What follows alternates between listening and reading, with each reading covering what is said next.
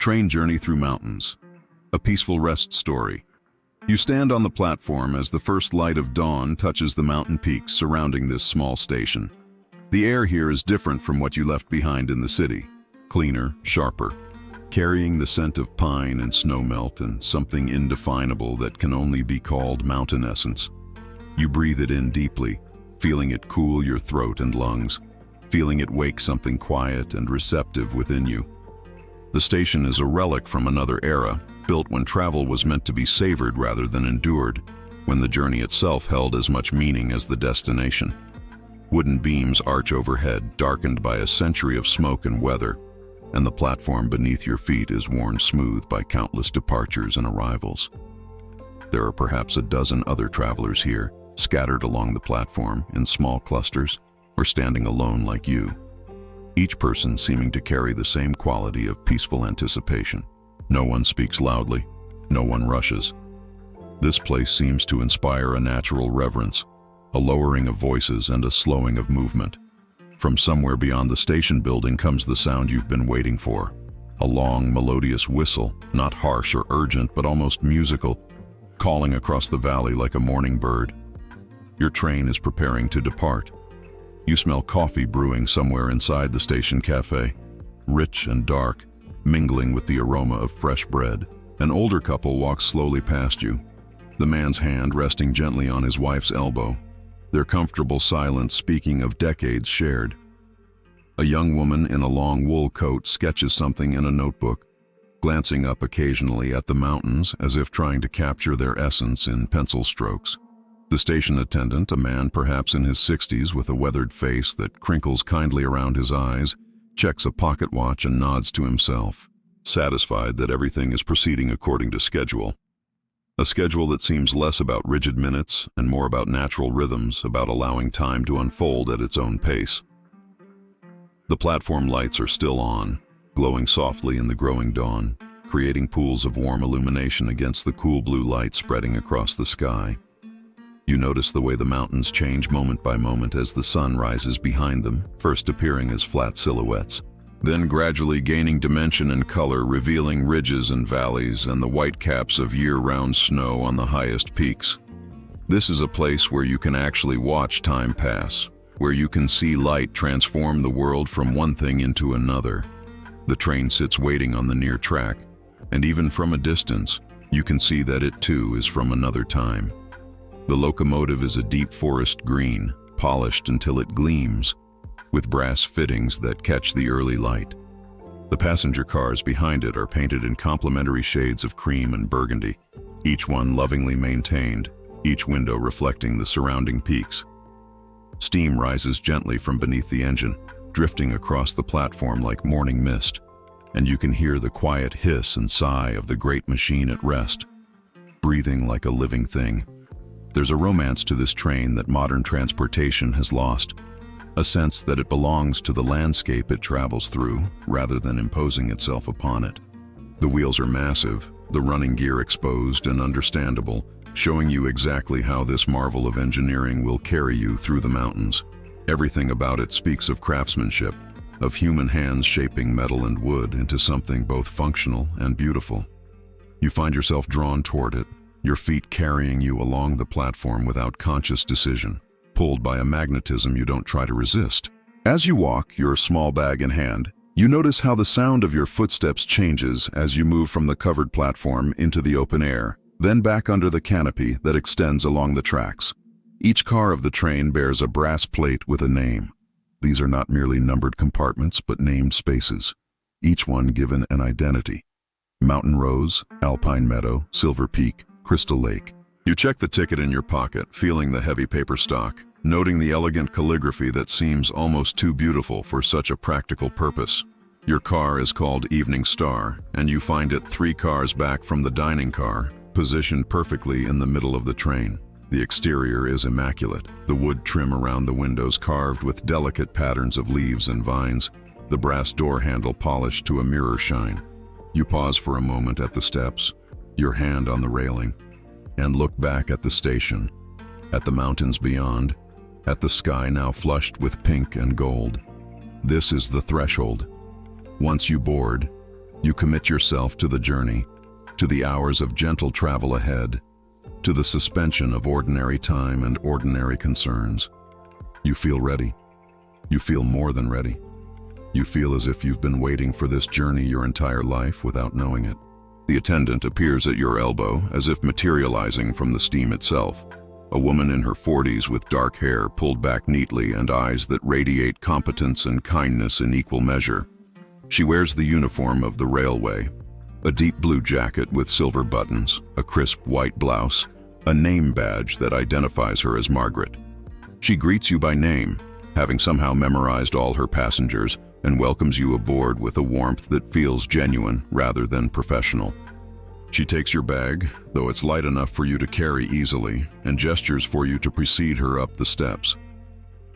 The metal steps ring softly under your feet, and then you're crossing the threshold into the car itself, moving from the open morning air into the sheltered interior. The temperature shift is immediate. It's warmer inside, heated by a system you can't see but can feel in the gentle current of air, in the way the chill of morning immediately leaves your skin. The floor beneath your feet is carpeted in a deep burgundy pattern that muffles your footsteps, and the walls are paneled in honey-colored wood that seems to glow from within, polished until you can almost see your reflection. The ceiling is higher than you expected, giving the narrow corridor a sense of space rather than confinement, and brass light fixtures cast a soft, steady illumination that supplements the daylight coming through the windows. Margaret leads you down the corridor past several private compartments, each door closed, each one presumably containing another traveler settling into their own space. The train is designed for privacy, for allowing each passenger their own cocoon while still being part of the larger journey. Your compartment is at the far end of the car, and when Margaret slides open the door, you catch your breath slightly at the beauty of it. It's larger than you imagined, running the full width of the car with windows on both sides, giving you views in two directions. The furnishings are sumptuous without being ostentatious. 2 large seats upholstered in deep green velvet, facing each other with a small table between them that can be raised or lowered as needed. The seats can be converted into a bed, Margaret explains, though for a day journey such as this, most passengers prefer to keep them as seats, the better to watch the passing landscape. The walls are the same golden wood as the corridor, with small shelves for personal items and brass hooks for coats. There's a small vanity area with a mirror and a fold-down sink, ingeniously designed to take up minimal space. Everything is beautifully crafted, every joint tight, every surface smooth, every detail considered. This is a space designed for comfort and contemplation, for allowing the mind to rest while the body is carried through the mountains. Margaret shows you the various features of the compartment, how to adjust the window shades, how to control the temperature, where to find extra blankets and pillows stored in a clever compartment beneath one seat. She points out the call button should you need anything, assures you that water and tea service will be available throughout the journey, and mentions that lunch will be served in your compartment around midday if you prefer privacy, or you're welcome to take it in the dining car. She speaks in a low, soothing voice that matches the atmosphere of the train, never hurrying her explanations, allowing you time to absorb each detail. When she finishes, she places your bag on the luggage rack above the seats, asks if there's anything you need immediately, and then withdraws with a small nod and a smile, sliding the door closed behind her with barely a whisper of sound.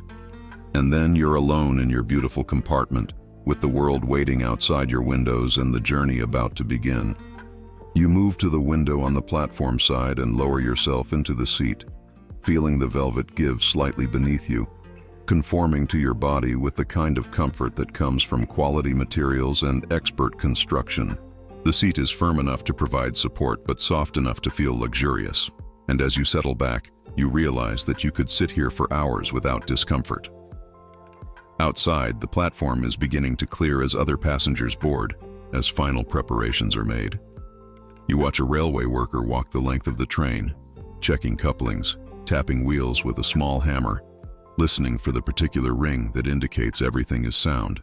You see Margaret appear from another car, speaking briefly with a colleague, both women laughing at something, their breath visible in the cool air.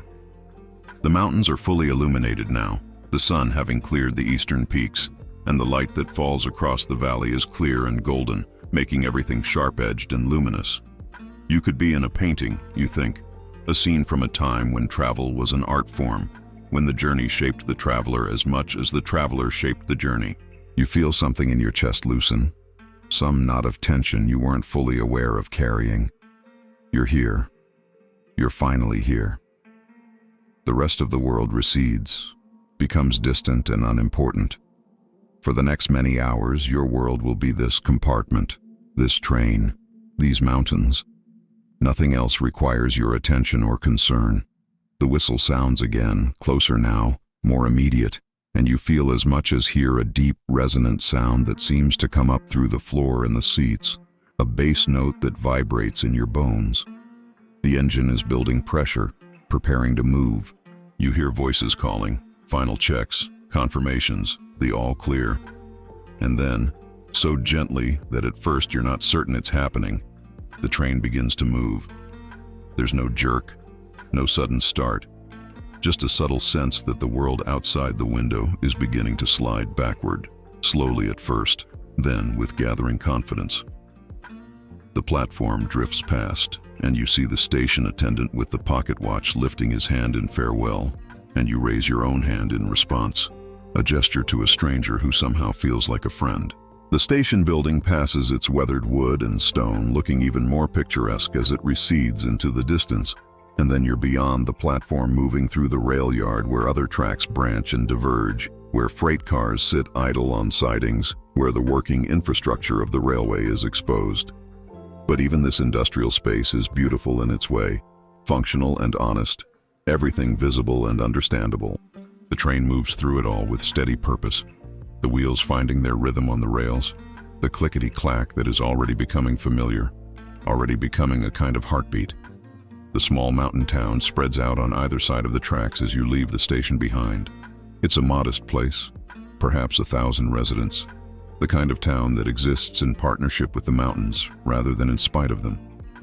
The buildings are mostly wooden, painted in soft colors that complement the natural surroundings. Sage green, warm gray, cream, and rust red. Smoke rises from chimneys in thin vertical lines in the still morning air.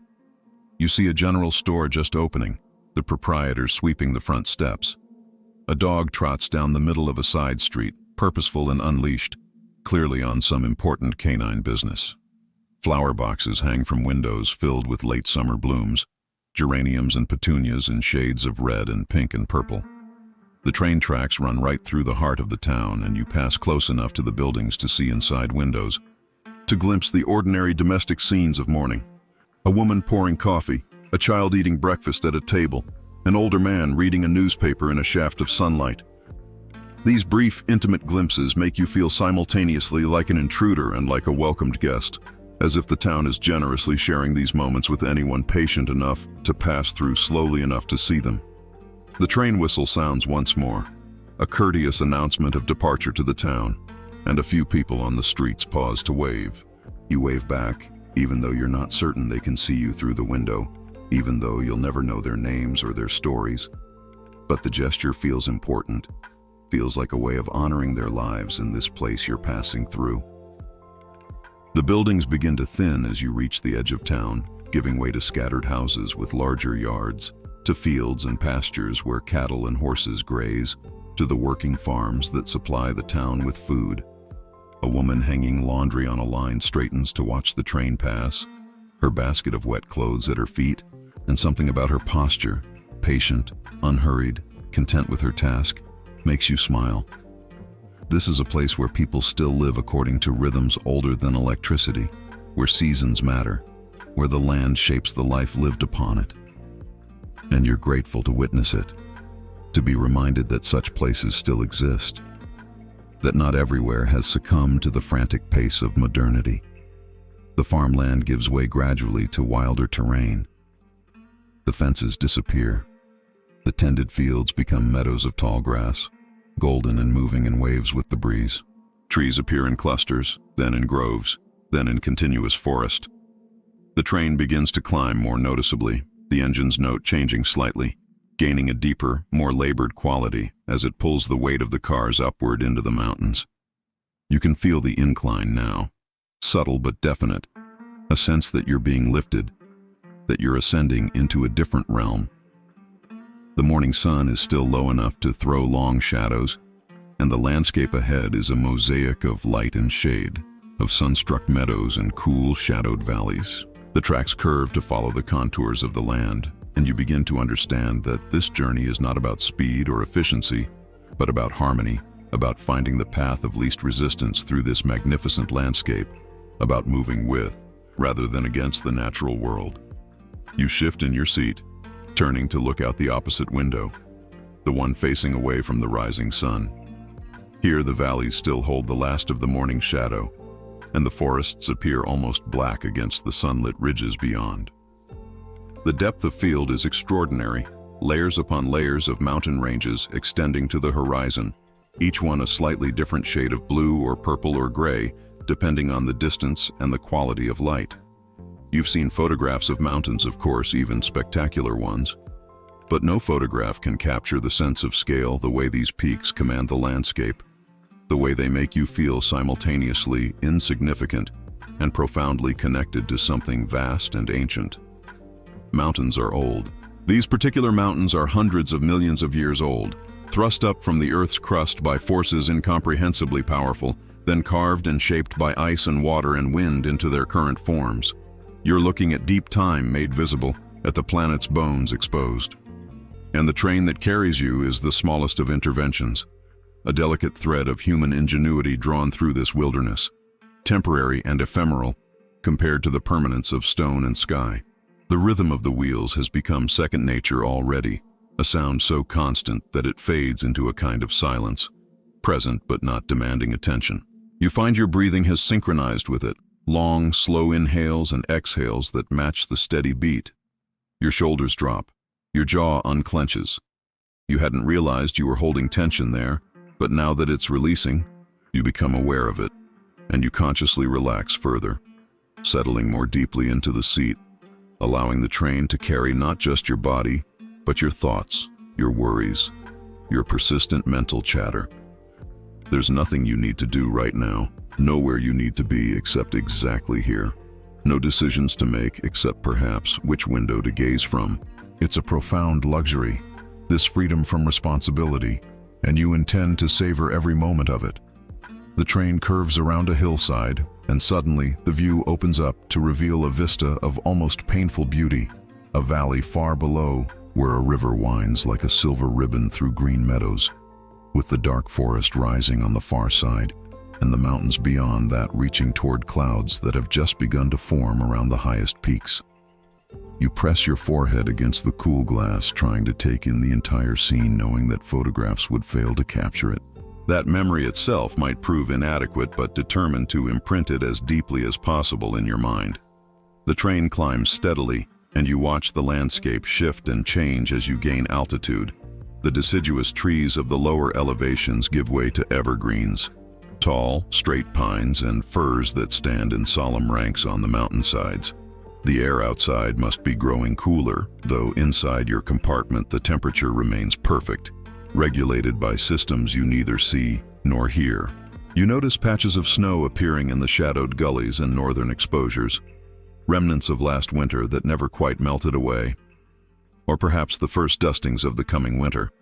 The seasons are compressed at these altitudes, existing simultaneously rather than sequentially.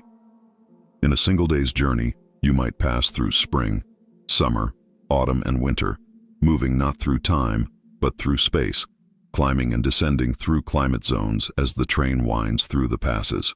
A small waterfall appears beside the tracks, tumbling down a rocky cliff face in a series of cascades, the water crystal clear and so cold-looking that you can almost feel it on your skin.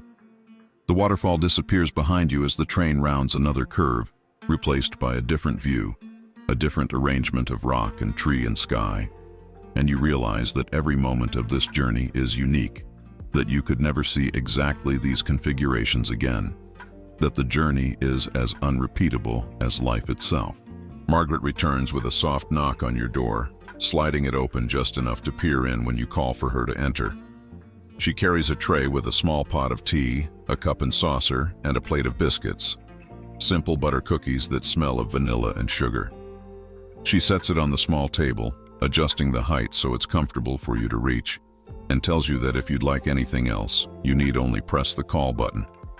Her movements are efficient but never hurried, and when she leaves, you pour the tea, something herbal with notes of chamomile and mint, and lift the cup to your lips, blowing gently across the surface to cool it slightly before taking a sip. The warmth spreads through your chest and belly, and the flavor is subtle and soothing, exactly right for the moment. You take a biscuit and bite into it, finding it crisp and not too sweet, perfect for dunking in the tea. These simple pleasures, hot tea, a sweet biscuit, a comfortable seat, a beautiful view, feel somehow profound, as if you've discovered a secret that the modern world has forgotten. That contentment doesn't require complexity, that happiness can be found in the most basic of comforts when you're fully present to enjoy them. The train enters a section where the track has been carved into the side of a cliff, and when you look out the downhill side, there's nothing but air between you and the valley floor hundreds of feet below. It should be frightening, but somehow it isn't. The train moves with such solid confidence, such absolute certainty, that you trust it completely. You can see the other cars ahead of you, curving around the mountainside like a beautiful serpent, the cream and burgundy paint bright against the gray stone and green forest. Occasionally you catch a glimpse of other passengers in their compartments, people sitting at windows just as you are, each person in their own private world while sharing this collective journey. It creates a paradoxical feeling, simultaneously alone and accompanied, independent and connected. The cliff section passes and the track returns to more level ground, running through a high meadow where wildflowers still bloom in defiance of the advancing season. You see purple lupines and yellow arnicas, white yarrow and red paintbrush, creating a living tapestry. Though you catch yourself using that overused word and smile thinking, instead of a living garden, a natural mosaic, a celebration of color against the green grass and gray stone. The sun is higher now, well clear of the eastern peaks, and the light has lost its golden morning quality, becoming clearer and whiter, throwing less dramatic shadows but revealing more detail. You can see individual trees on distant slopes now, not just masses of forest. You can distinguish different types of rock in the cliff faces, granite and limestone and darker volcanic stone, each with its own texture and color. You notice how the wind shapes the trees at the highest elevations, bending them all in one direction, creating a permanent record of prevailing winds. Everything tells a story if you know how to read it, and even without specialized knowledge, you can sense the narratives embedded in this landscape. Stories of geological upheaval, of climate and weather, of plants and animals adapting to harsh conditions, of water carving stone over millennia. The train is just the latest story, human ambition and engineering finding a way through terrain that would seem impossible to traverse, creating a path that allows people like you to witness this magnificence without having to possess the strength or skill of mountaineers. You set down your teacup and shift to a more reclined position, using one of the pillows Margaret mentioned to support your lower back. The seat adjusts smoothly, allowing you to find exactly the right angle, not quite lying down, but significantly more relaxed than sitting upright. From this position, you can gaze out the window without any strain, can let your eyes move lazily across the passing landscape without feeling any obligation to catalog or remember everything. You can simply receive the views, let them wash over you like water, let them soak into your consciousness without analysis or judgment.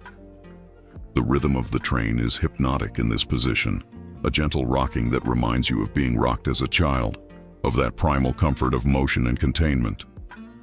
Your eyelids grow heavy, but you don't want to miss anything, so you fight sleep gently, allowing yourself to drift to the edge of it but not over, existing in that liminal space between waking and dreaming, where the world takes on a slightly surreal quality, where the boundaries between inner and outer landscape become permeable. The train climbs through a series of switchbacks, and you feel the car tilt slightly with each turn, a sensation that would be unsettling in another context, but that here feels like part of a dance, the train partnering with the mountain, finding its way upward through a choreography worked out over 100 years of operation. When you look ahead, you can sometimes see the locomotive far above you, already negotiating a section of track you won't reach for several more minutes. When you look back, you can see the rear cars still below, following faithfully. The train is both continuous and segmented, both a single entity and a collection of individual components, and you find yourself thinking about how this mirrors human society, how we are simultaneously individual and collective alone, and together separate and connected. But these thoughts don't feel heavy or burdensome. They drift through your mind gently, observations rather than problems to be solved, and they leave no residue of anxiety or concern. They're just thoughts, interesting patterns the mind creates to amuse itself, and you let them come and go like clouds across the sky. The rhythm of the wheels has become second nature already, a sound so constant that it fades into a kind of silence, present but not demanding attention. You find your breathing has synchronized with it, long, slow inhales and exhales that match the steady beat. Your shoulders drop, your jaw unclenches.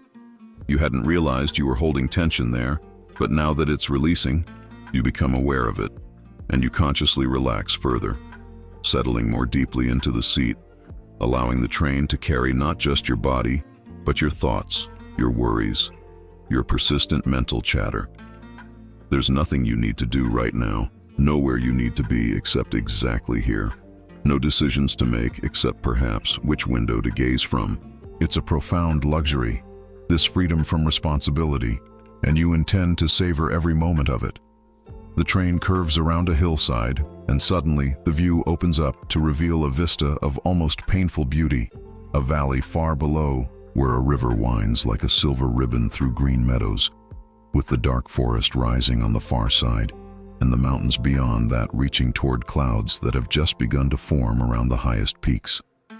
You press your forehead against the cool glass, trying to take in the entire scene, knowing that photographs would fail to capture it. That memory itself might prove inadequate, but determined to imprint it as deeply as possible in your mind. The train climbs steadily, and you watch the landscape shift and change as you gain altitude. The deciduous trees of the lower elevations give way to evergreens, tall, straight pines and firs that stand in solemn ranks on the mountainsides. The air outside must be growing cooler, though inside your compartment the temperature remains perfect, regulated by systems you neither see nor hear. You notice patches of snow appearing in the shadowed gullies and northern exposures, remnants of last winter that never quite melted away, or perhaps the first dustings of the coming winter. The seasons are compressed at these altitudes, existing simultaneously rather than sequentially. In a single day's journey, you might pass through spring, summer, autumn, and winter, moving not through time, but through space, climbing and descending through climate zones as the train winds through the passes. A small waterfall appears beside the tracks, tumbling down a rocky cliff face in a series of cascades, the water crystal clear and so cold-looking that you can almost feel it on your skin. The waterfall disappears behind you as the train rounds another curve, replaced by a different view, a different arrangement of rock and tree and sky, and you realize that every moment of this journey is unique, that you could never see exactly these configurations again, that the journey is as unrepeatable as life itself. Margaret returns with a soft knock on your door, sliding it open just enough to peer in when you call for her to enter. She carries a tray with a small pot of tea, a cup and saucer, and a plate of biscuits, simple butter cookies that smell of vanilla and sugar. She sets it on the small table, adjusting the height so it's comfortable for you to reach, and tells you that if you'd like anything else, you need only press the call button. Her movements are efficient but never hurried, and when she leaves, you pour the tea, something herbal with notes of chamomile and mint, and lift the cup to your lips, blowing gently across the surface to cool it slightly before taking a sip. The warmth spreads through your chest and belly, and the flavor is subtle and soothing, exactly right for the moment. You take a biscuit and bite into it, finding it crisp and not too sweet, perfect for dunking in the tea. These simple pleasures, hot tea, a sweet biscuit, a comfortable seat, a beautiful view, feel somehow profound, as if you've discovered a secret that the modern world has forgotten. That contentment doesn't require complexity, that happiness can be found in the most basic of comforts when you're fully present to enjoy them. The train enters a section where the track has been carved into the side of a cliff, and when you look out the downhill side, there's nothing but air between you and the valley floor hundreds of feet below. It should be frightening, but somehow it isn't. The train moves with such solid confidence, such absolute certainty that you trust it completely. You can see the other cars ahead of you, curving around the mountainside like a beautiful serpent, the cream and burgundy paint bright against the gray stone and green forest. Occasionally, you catch a glimpse of other passengers in their compartments, people sitting at windows just as you are, each person in their own private world while sharing this collective journey. It creates a paradoxical feeling, simultaneously alone and accompanied, independent and connected. The cliff section passes and the track returns to more level ground, running through a high meadow where wildflowers still bloom in defiance of the advancing season. You see purple lupines and yellow arnicas, white yarrow and red paintbrush, creating a living tapestry. Though you catch yourself using that overused word and smile thinking, instead of a living garden, a natural mosaic, a celebration of color against the green grass and gray stone. The sun is higher now, well clear of the eastern peaks, and the light has lost its golden morning quality, becoming clearer and whiter, throwing less dramatic shadows but revealing more detail. You can see individual trees on distant slopes now, not just masses of forest. You can distinguish different types of rock in the cliff faces, granite and limestone and darker volcanic stone, each with its own texture and color. You notice how the wind shapes the trees at the highest elevations, bending them all in one direction, creating a permanent record of prevailing winds. Everything tells a story if you know how to read it, and even without specialized knowledge, you can sense the narratives embedded in this landscape. Stories of geological upheaval, of climate and weather, of plants and animals adapting to harsh conditions, of water carving stone over millennia. The train is just the latest story, human ambition and engineering finding a way through terrain that would seem impossible to traverse, creating a path that allows people like you to witness this magnificence without having to possess the strength or skill of mountaineers. You set down your teacup and shift to a more reclined position, using one of the pillows Margaret mentioned to support your lower back. The seat adjusts smoothly, allowing you to find exactly the right angle, not quite lying down, but significantly more relaxed than sitting upright. From this position, you can gaze out the window without any strain, can let your eyes move lazily across the passing landscape without feeling any obligation to catalog or remember everything. You can simply receive the views, let them wash over you like water, let them soak into your consciousness without analysis or judgment. The rhythm of the train is hypnotic in this position, a gentle rocking that reminds you of being rocked as a child, of that primal comfort of motion and containment.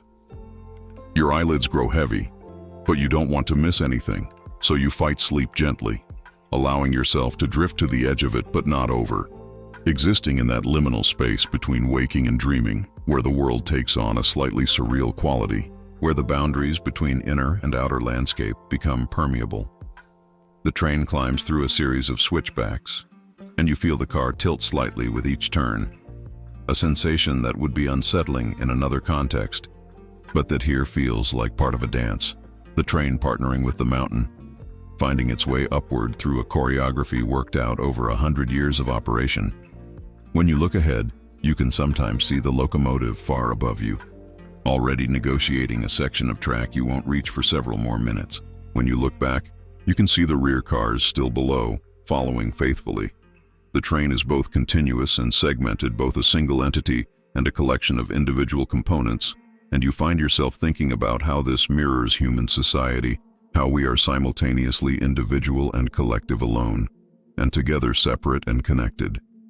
But these thoughts don't feel heavy or burdensome.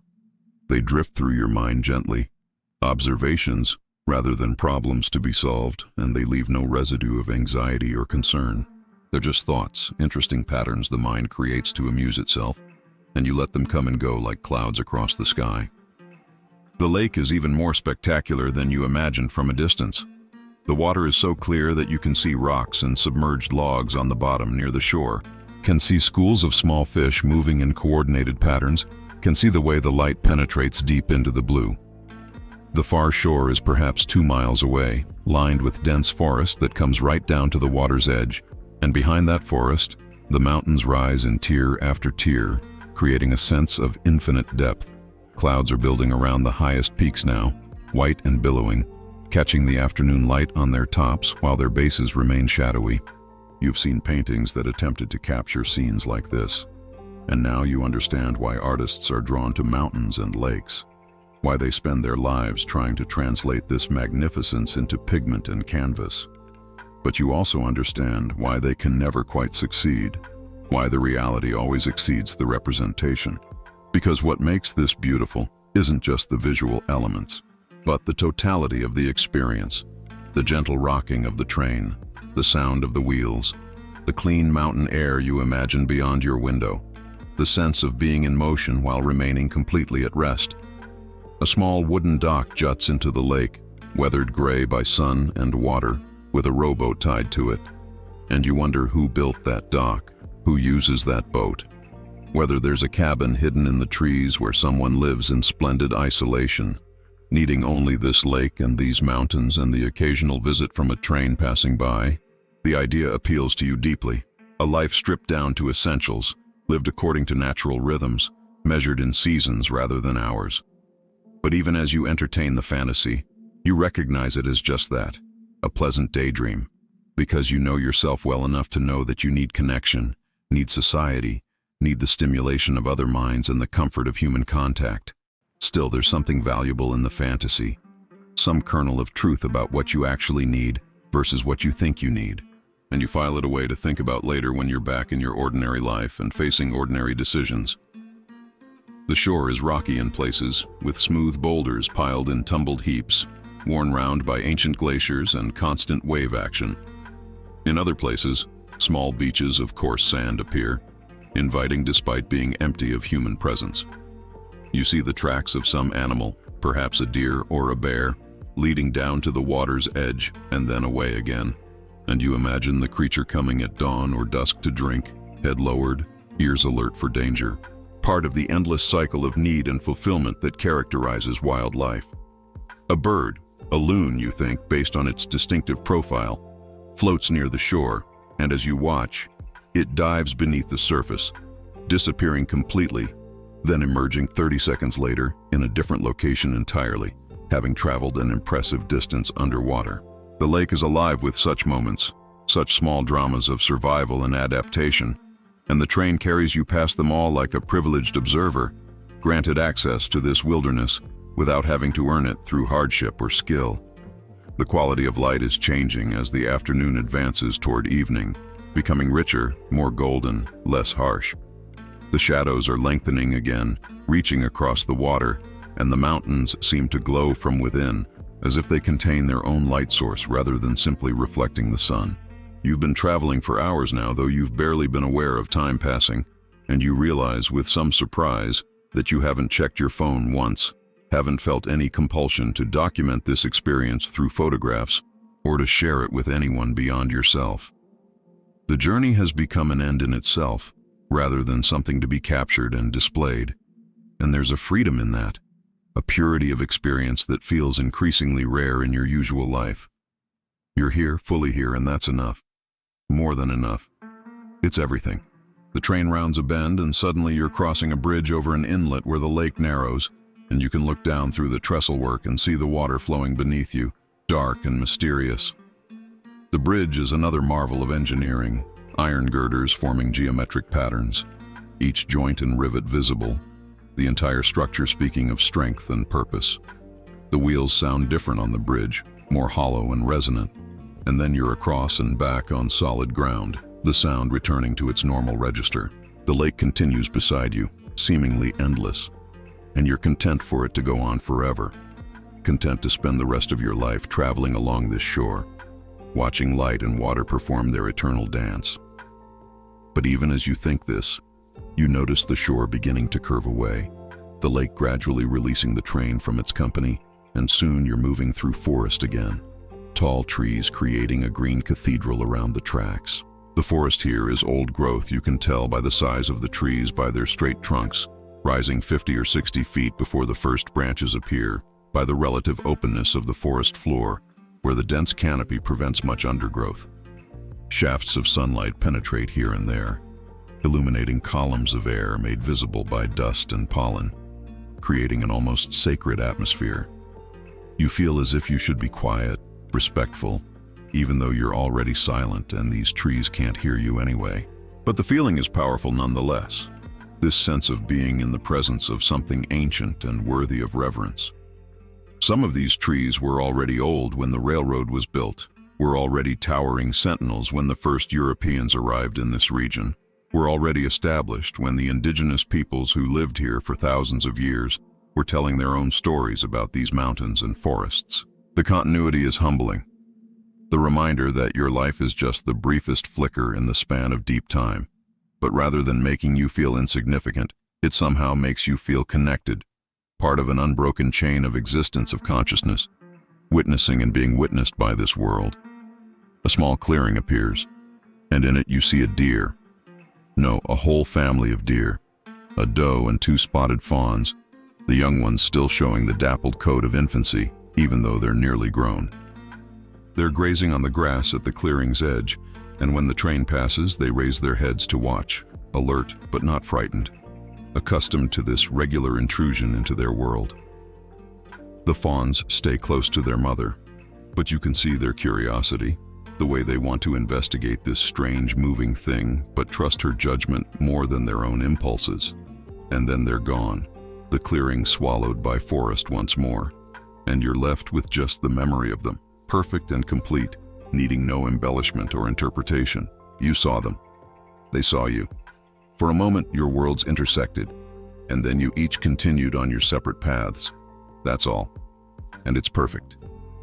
Margaret returns to check on you, to take away the lunch tray, to ask if you'd like tea or coffee or anything else. You request water, just cold water, and she brings it in a glass bottle with condensation forming on the outside, pours you a glass and leaves the bottle within reach. The water is so cold it makes your teeth ache slightly, and it tastes pure and clean, mineral undertones speaking of its source in some mountain spring or snowfield. You drink half the glass in one long swallow, feeling it travel down your throat and into your stomach, hydrating cells that didn't realize they were thirsty. It's such a simple thing, a glass of water. But right now it seems like a miracle, like proof that the world wants to sustain you, that it provides exactly what you need exactly when you need it if you're paying attention. The forest gives way to another meadow, this one larger and more open, and you see signs of human presence. An old fence line, mostly collapsed, marking some boundary that mattered to someone long ago. A few posts still stand, leaning at angles, the wire between them rusted and broken, reclaimed by the land it once attempted to divide. There's something melancholy about abandoned human works, but also something peaceful, as if the land is saying, "It's all right. I forgive you. I take back what was always mine." The train passes through this space without comment, neither accelerating nor slowing, simply maintaining its steady pace. And you understand that the train doesn't judge, doesn't categorize, doesn't prefer one type of landscape over another. It simply moves through whatever comes, adapting to the terrain, responding to the demands of each section of track. There's a lesson there, you think, about acceptance, about meeting reality as it is, rather than as you wish it would be. But you don't try to articulate the lesson more clearly than that. You let it remain intuitive, felt rather than thought, trusting that it will surface when you need it. The sun is definitely lower now, past the midpoint of its arc across the sky, beginning its descent toward the western peaks. The light takes on that particular quality that photographers call the golden hour, when everything glows, when colors intensify, when the world looks the way you always remember it looking, even though it only looks this way for a brief window each day. The mountains ahead are bathed in this light, every ridge and valley sharply defined, every tree visible as an individual rather than part of an undifferentiated mass. You can see details you couldn't see earlier, a rock face where the stone has fractured in a particular pattern, a waterfall threading down a distant cliff, a high meadow where the grass has already turned golden with autumn. The beauty is almost overwhelming, almost too much, and you feel tears prick at your eyes, though you couldn't say exactly why you're moved. It's not sadness, it's not even happiness precisely. It's something else, something larger, an emotion you don't have a name for, connected to gratitude and wonder and a sense of your own smallness, and the world's vastness and the improbable gift of consciousness that allows you to witness and appreciate any of this. The train enters a section where the track runs along a shelf carved into a mountainside, and once again you have that dizzying view downward into a valley far below. But this time, instead of forest or river, you see a small alpine lake, gem-like in its perfection. Its water such a deep blue, it's almost purple, surrounded by a ring of lighter-colored rock that makes it stand out dramatically from the surrounding landscape.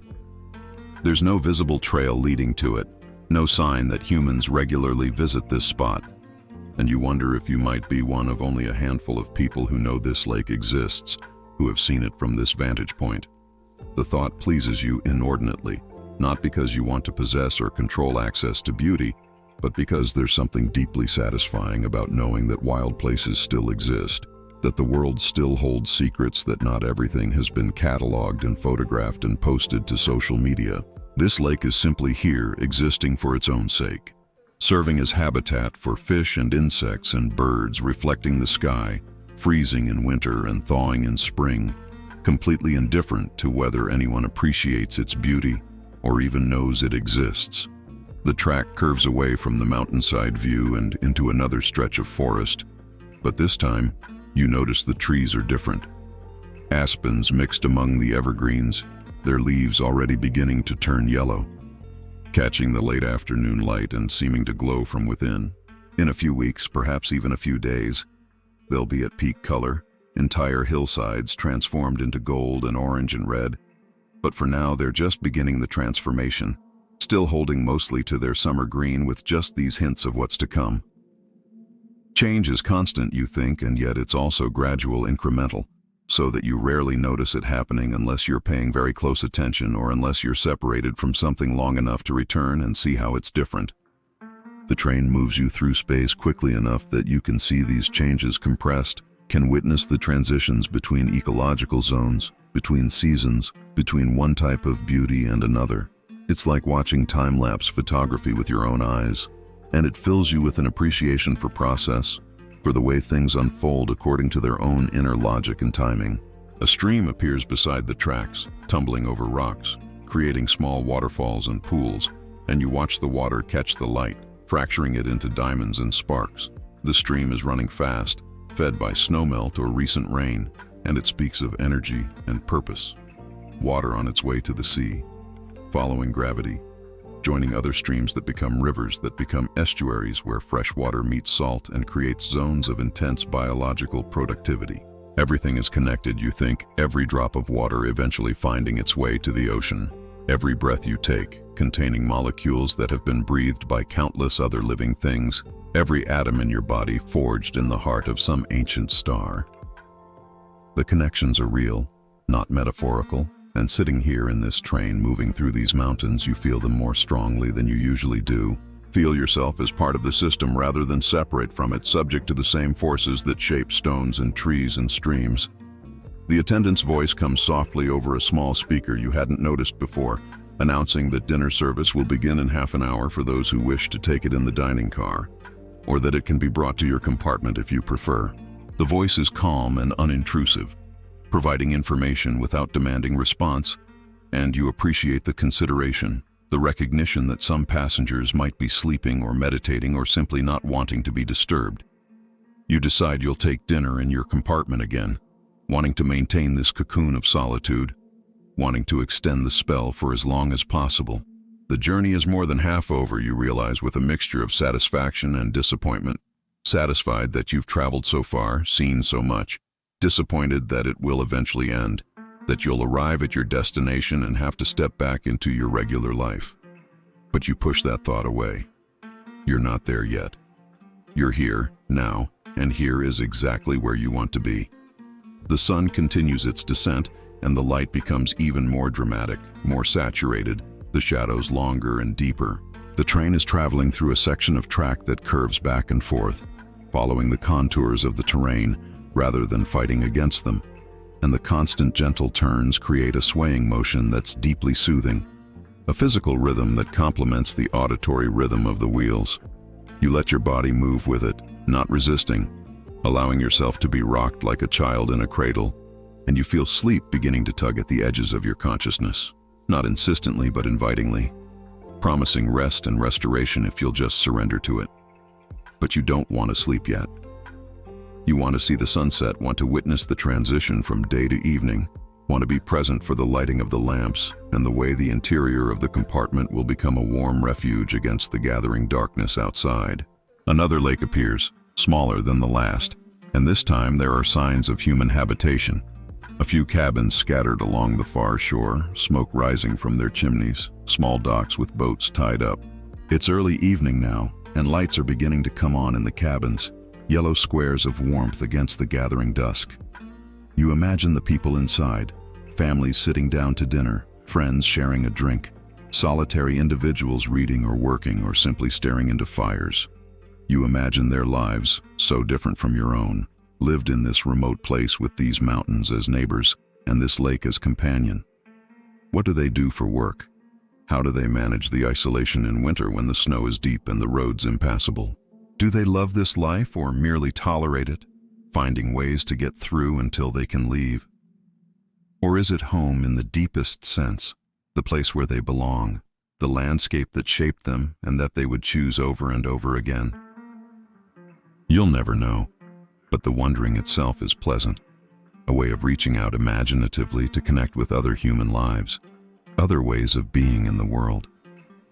The train passes a small station, just a platform really, with a simple shelter, and you see a man standing there waiting. Not waiting for this train apparently, because it doesn't slow, but waiting for some other train that will come later, or perhaps just standing there for his own reasons, watching the trains pass, marking time in his own way. He raises a hand as you go by, a gesture that could be greeting or farewell or simple acknowledgement, and you raise your hand in return. Two strangers communicating across the distance in the most basic human way. The moment passes, the station disappears behind you, but you feel oddly moved by the exchange, by the simple recognition of one consciousness by another, by the brief connection across the space and speed that separates you. We're all here, you think, all of us just trying to make our way through, finding meaning where we can, connecting when we're able, alone but not entirely alone, separate but not entirely separate. Margaret arrives with dinner, and this time the meal is more elaborate. Roasted chicken with vegetables, a small salad, bread and butter, and a slice of some kind of berry pie for dessert. She sets it up expertly, making the small table feel like a proper dining space, even including a small vase with a single wildflower in it, a touch of beauty that wasn't necessary, but that transforms the meal into an occasion. You thank her warmly, and she smiles and tells you that the sunset should be particularly beautiful this evening, that you're traveling through a section where you'll have unobstructed western views for the next hour. She says this as if conferring a gift, as if she personally arranged it, and in a way perhaps she did, or someone did. Some planner who thought carefully about the timing of this route, about what passengers would see, and when they would see it. You eat slowly, savoring each bite, glancing up frequently at the window, where the sky is beginning to display the first hints of color. Pale orange near the horizon, shading up through pink and lavender to the deep blue of approaching night. The chicken is perfectly cooked, the meat tender and flavorful, seasoned with herbs you can identify, rosemary and thyme, and others you can't. The vegetables are roasted until they're caramelized and sweet, and the contrast between them and the savory meat is satisfying. You eat everything on the plate, something you rarely do, usually eating just enough to satisfy hunger and then stopping. But here in this place, on this journey, you want to honor the food, to appreciate the care that went into its preparation, to waste nothing. The pie is sweet and tart at the same time. The berries, blueberries or huckleberries you think, still maintaining their integrity, not cooked into mush, and the crust is flaky and buttery. You eat it slowly, letting each forkful melt on your tongue. And when you're finished, you sit back with a sense of complete satisfaction, physically nourished, emotionally content. The sunset is developing now in earnest, the sky putting on a show that seems designed specifically for you, even though you know it's happening regardless of whether anyone witnesses it, that this beauty is occurring whether observed or not. that the universe doesn't need an audience to justify its splendor. But you're grateful to be an audience nonetheless. Grateful to witness this particular sunset on this particular evening from this particular train, moving through these particular mountains. The clouds that built around the peaks during the afternoon are catching fire now, their undersides glowing orange and red and even purple, while their tops remain white and pristine. The mountains themselves are silhouetted against this display, dark shapes with serrated edges, and the contrast between the bright sky and the dark land is almost painfully beautiful. You press yourself against the window trying to see as much sky as possible, and you watch the colors intensify, and then slowly begin to fade, the orange becoming deeper, becoming red, becoming purple, and finally giving way to the blue-black of evening. As the natural light fades, the lights inside your compartment become more prominent, creating reflections in the window glass that at first seem like an intrusion, preventing you from seeing outside as clearly. But gradually you make peace with the reflections, understanding that they're part of the experience too. This doubling of reality where you see both the darkening landscape beyond the glass and the warm illuminated interior reflected in it. Both spaces simultaneously present, neither one canceling out the other. You see yourself reflected there as well, a ghostly figure layered over mountains and sky. And for a moment, you contemplate this image, yourself as part of the landscape, inseparable from it, bound up with it, in this moment, in a way that's literal rather than metaphorical. The train, the mountains, the fading light, your own reflected face, all of it is one thing, one unified experience that can't be broken down into separate components without losing its essential nature. Margaret returns to collect the dinner dishes, and as she does, she pauses to light a small oil lamp on the wall, even though the electric lights are already on. The lamp adds a warm, flickering quality to the illumination, softer and more intimate than the steady electric glow, and it changes the entire atmosphere of the compartment, making it feel even more like a sanctuary, a refuge from the darkness gathering outside. She asks if you need anything else, if you'd like the seat converted to a bed, if you're comfortable with the temperature. You assure her that everything is perfect, that you need nothing, and it's true. You can't think of a single thing that would improve this moment. She nods and withdraws, and you're alone again with the lamp and the electric lights and the darkness beyond your windows and the steady, eternal rhythm of the wheels on rails.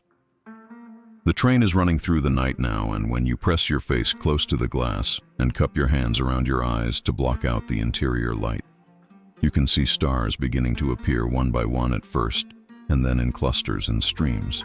More stars than you can see in the city, more stars than you remember being in the sky, though of course they're always there. You just can't see them through the light pollution and the haze. Here, with the clear mountain air and the distance from any major settlements, the stars are spectacular, a glittering canopy that arches from horizon to horizon, the Milky Way visible as a faint band across the sky, individual constellations standing out if you know where to look. You don't know many constellations, but you can identify the Big Dipper and Orion, and that's enough. You don't need to name them all to appreciate them, don't need to possess knowledge about them to be moved by them. They're there, they've been there for billions of years before you were born, and will be there for billions of years after you die. And right now in this moment, you're here to see them, to be dazzled by them, to feel your perspective shift as you contemplate the scale of the universe and your own infinitesimal place within it. The train is moving through forest again. You can tell by the darkness on either side, unbroken except for the occasional glimpse of a tree trunk caught in light spilling from the train windows. The sound is slightly different too, more enclosed, as if the forest is absorbing some of the noise, muffling it. You settle deeper into your seat, pulling the blanket higher, feeling the warmth and weight of it, feeling protected and cared for. The day's journey is in your body now. The gentle motion of the train, the hours of sitting and watching, the rich food, the emotional fullness of witnessing so much beauty. You're tired in the best possible way, a clean fatigue that comes from being fully present rather than from straining or struggling. Your eyes are heavy, but you don't fight it anymore. You let them close for longer and longer periods, opening them occasionally to glance at the dark window or the flickering lamp, but mostly keeping them closed, resting, allowing yourself to drift. You're in that state between waking and sleeping, aware of the train, aware of your body, aware of your thoughts, but not fully engaged with any of it, floating in a peaceful liminal space. Images drift through your mind: the morning station, the heron by the river, the deer in the clearing, the sunset, the stars, but they're not memories exactly. More like dreams made from memories, shifting and blending and creating new combinations that make emotional sense, even if they do not make literal sense. The train continues its journey, utterly reliable, utterly steady, requiring nothing from you except that you allow yourself to be carried. And you do allow it. You surrender to it completely, trusting that you'll arrive where you need to arrive, that the track will hold, that the engineers and conductors know what they're doing, that everything is unfolding exactly as it should. The rhythm of the wheels is a lullaby, each click-clack a reassurance, a beat in an endless song. Your breathing synchronizes with it again, deep and slow, and you feel yourself sinking, not falling but gently descending, like a leaf settling onto still water. The mountain darkness outside is complete now, absolute, and it feels protective rather than threatening. A velvet curtain drawn around the train, ensuring privacy, ensuring peace. Inside your compartment, the lamp flame dances, and the electric lights glow steadily, and the blanket lies warm across your body, and everything is exactly as it should be. You don't have to do anything. You don't have to be anything. You can simply rest here, suspended in motion, traveling through the night, held safe by the train and the track and the mountains all around. Sleep is very close now, reaching for you with gentle hands, and you don't resist. Don't try to maintain consciousness. Don't fear the letting go. The train will continue without your awareness. It will carry you through the darkest hours, through sections of track you'll never consciously see, past stations you'll never know existed, through valleys and over bridges and along the shores of midnight lakes. The mountains will stand their eternal watch. The stars will wheel overhead in their ancient patterns. The earth will continue its rotation, bringing a new dawn that you'll see or not see, depending on whether you sleep or wake. But right now, in this moment, you don't care about dawn. You care only about this profound, delicious descent into rest, this giving over of yourself to forces larger than your will or your consciousness. The last thing you're aware of is the lamp flickering one more time, casting dancing shadows on the wooden walls, and the steady, patient rhythm of the wheels, and the warmth surrounding you, and a sense of gratitude so deep it doesn't require words or even thoughts. Just a feeling that fills your entire being. A knowing that you are blessed beyond measure to have experienced this journey, this day, this slow passage through one of the most beautiful landscapes on earth. And then even that awareness fades, and you slip across the final threshold into sleep, deep and dreamless and restorative, while the train carries you onward through the night, through the endless mountains, through the darkness that will eventually give way to light, but not yet, not now. Now there is only the journey, the rhythm, the motion, and the absolute peace of surrender. The train moves on through the night, a ribbon of light and warmth in the mountain darkness. Inside, you sleep deeply, your face peaceful, your body completely relaxed, your breathing slow and even. The miles pass beneath the wheels. The landscape transforms in the darkness, unseen but still magnificent, still present, still offering its silent testimony to the power and beauty of the natural world. Other passengers sleep in their own compartments, each person in their own dreams, each person carried by the same faithful engine, the same reliable track. Margaret walks the corridor once more, checking that all is well, adjusting a lamp here, straightening a blanket there, moving with quiet competence through the sleeping train. She glances into your compartment and smiles, seeing you at rest, knowing that this is why she does this work, why she rides these rails year after year, to provide this service, this care, this space where people can let down their guards and simply be at peace.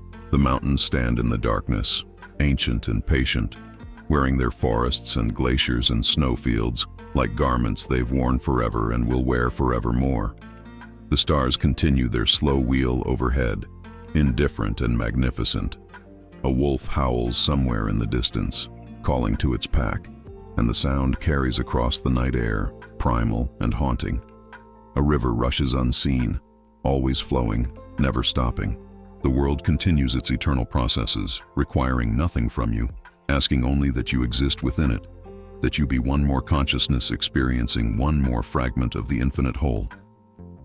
The train rounds a curve, slowing slightly, the brakes engaging with a soft pneumatic sigh, and you shift slightly in your sleep, responding to the change in motion without waking, your body adjusting automatically.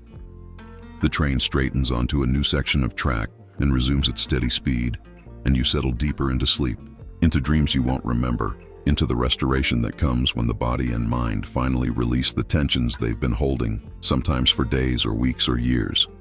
This is why you came. This is what you needed. Not just to see beautiful landscapes, though they were glorious beyond expectation. Not just to escape your regular life, though the escape was welcome. But to find this depth of rest, this quality of peace, this permission to simply stop trying and start being.